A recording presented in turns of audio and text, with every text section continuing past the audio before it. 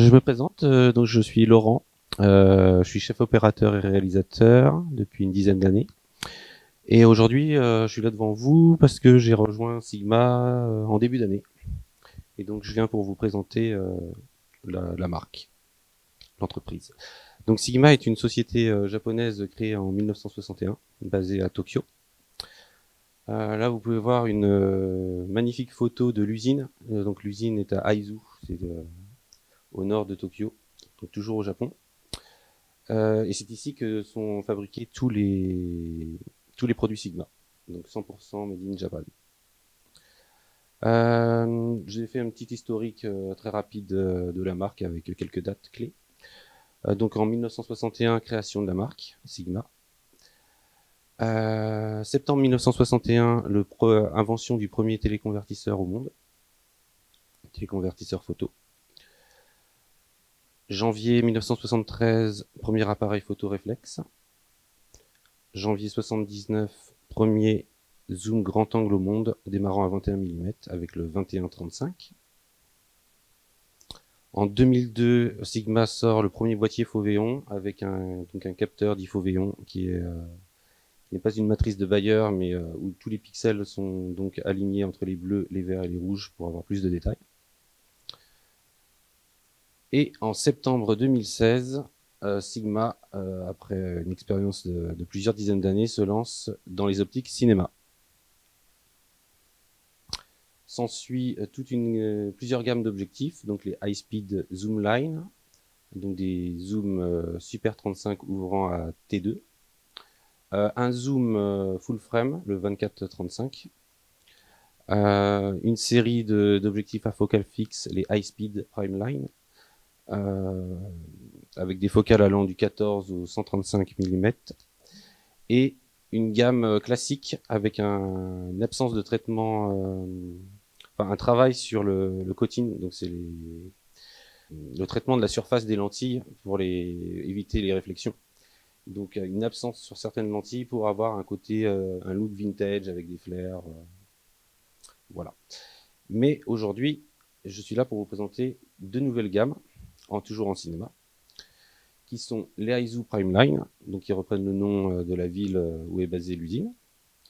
Donc c'est la première gamme d'objectifs cinéma plein format au monde à atteindre une ouverture de T1.3 sur toutes les longueurs de focale. Et la petite nouveauté avec le 28-105 qui sort la semaine prochaine, le 16 avril. Donc c'est la deuxième gamme, c'est la gamme AF Cineline, AF pour autofocus. Et maintenant, je vous propose de regarder un petit court-métrage entièrement filmé avec les Aizu Prime Line. C'est un film réalisé et photographié par Kaname Onoyama.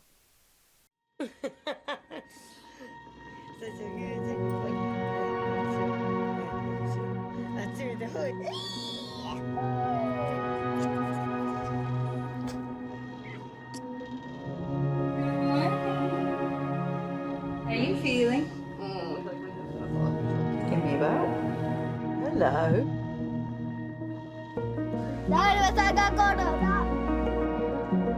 ¡Te vas a sacar gorda!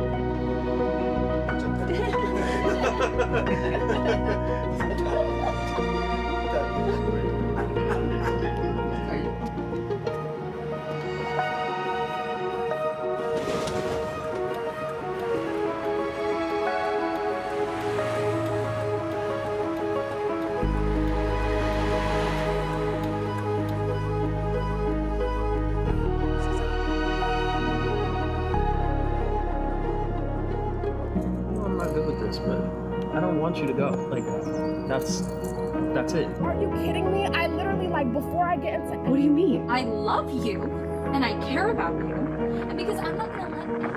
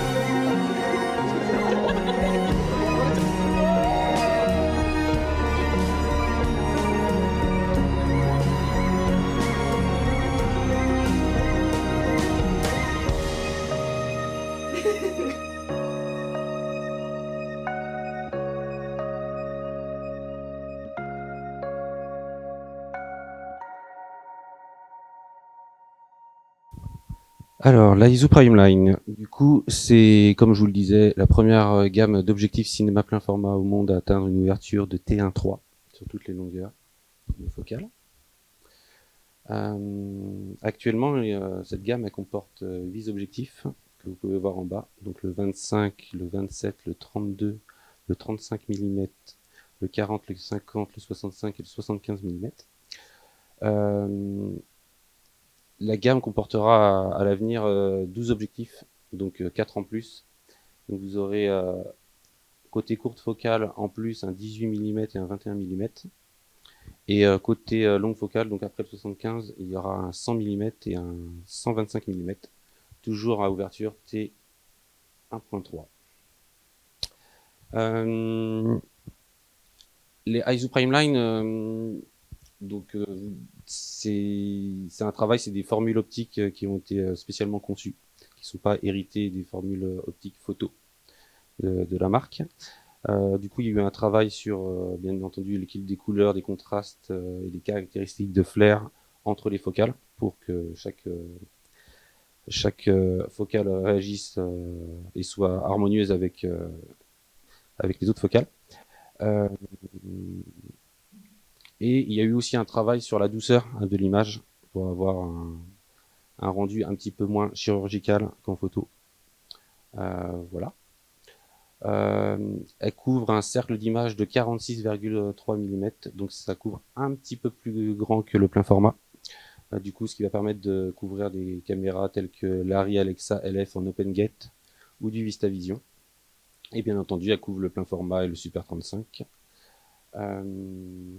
Elles ont des capacités de mise au point rapprochées avec des valeurs des facteurs de grossissement d'environ 1/6 à 1/8 suivant les focales. Et ensuite, ce qui fait leur particularité, c'est qu'elles sont relativement compactes pour des optiques cinéma, ouvrant à T1.3. Elles ont des bagues de rotation de focus de 270 degrés sur toutes les focales et de 70 degrés pour le diaphragme. Bien sûr, elles prennent en charge le protocole Cook-E et le protocole Zeiss Extended Data qui permet d'exporter les données de correction de distorsion et de vignettage des optiques. Et là, vous avez un petit tableau récapitulatif. Elles sont disponibles en monture PL et en monture Sony E. Voilà, au niveau des tailles, on est à peu près cohérent avec 125 mm ou 128 mm suivant les focales. Et un poids de 1,7 entre 1,6 et 1,7 kg. Maintenant, je vais vous présenter la seconde gamme. Donc, c'est vraiment la plus récente, c'est la AF Cineline, donc pour autofocus. Du coup, c'est une gamme qui s'appuie sur les formules optiques ART, des optiques photo Sigma.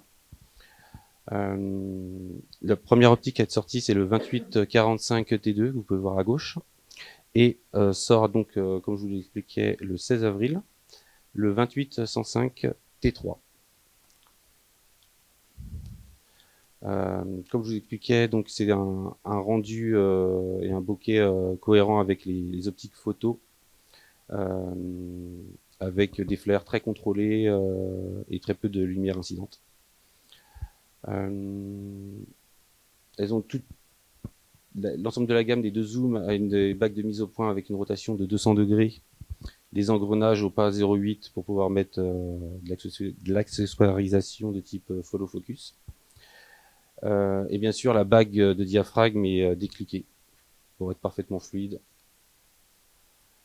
Au niveau de l'autofocus, elles vont reprendre les technologies donc de moteur linéaire HLA que vous allez retrouver sur les optiques photo Sigma. Donc c'est exactement les mêmes optiques qui sont quasi inaudibles et ultra réactives. Du coup, ces deux zooms seront disponibles et sont déjà disponibles en monture L et en monture Sony E. Elle dispose d'une capacité de mettre un filtre avant de 82 mm et ont un flux d'objectifs pour pouvoir clipser des matbox de 95 mm. Et elles ont toutes les deux donc une bague de mise au point à rotation de 200 degrés. Et je vous propose pour terminer une petite vidéo présentant des images filmées avec le 2805.